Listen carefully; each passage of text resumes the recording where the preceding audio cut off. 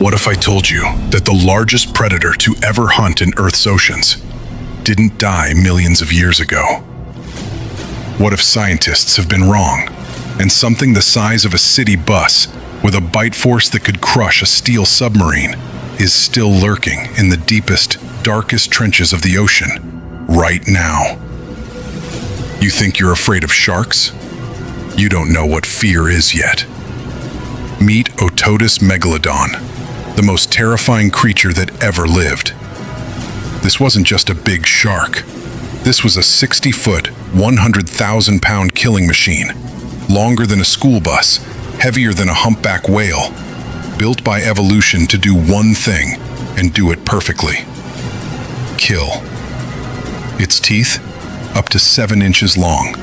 For comparison, a great white shark's teeth, the thing that already haunts your nightmares, are barely 2 inches.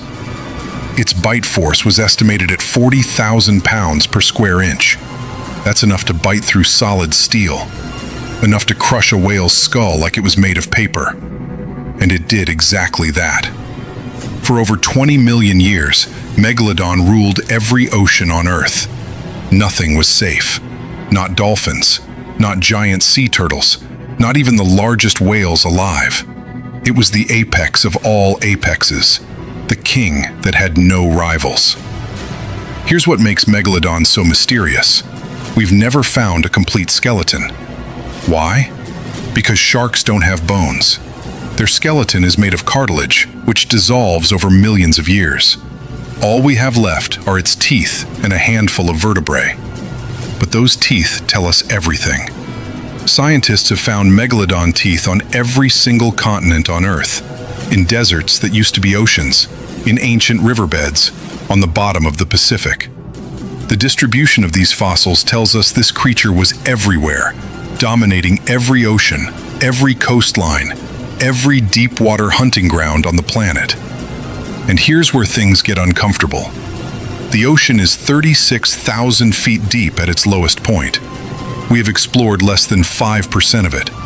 Less than 5%. We discover new deep-sea species every single year. Creatures that look like nightmares, adapted for crushing pressure and absolute darkness.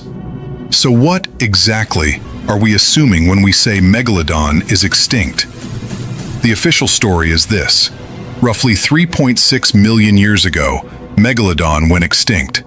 Scientists believe it was a combination of factors: ocean cooling, the shifting of prey populations toward colder waters Megalodon couldn't follow, and competition from newly evolved predators like the ancestor of today's killer whale.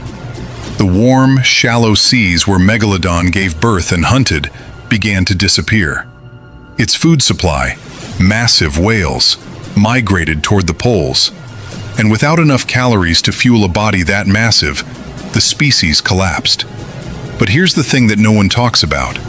That timeline is based almost entirely on tooth fossils, and the most recent Megalodon tooth ever found, dated at only 10,000 years old. 10,000 years. That's not the deep prehistoric past. That's the same era when humans were already building the first cities, when mammoths still walked the earth, when our ancestors were painting cave walls and telling stories around fires.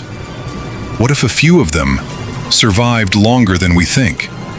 The ocean hides its secrets well. The coelacanth, a fish scientists declared extinct 65 million years ago, was found alive and swimming in 1938, just casually existing, unbothered, undiscovered for millions of years. The giant squid, a creature the size of a school bus, wasn't photographed alive until 2004. So when someone tells you with absolute certainty that Megalodon is gone, ask them, how would we know? In an ocean this deep, this dark, this unexplored, the honest answer is, we wouldn't. The king may be sleeping, and one day, something is going to wake it up.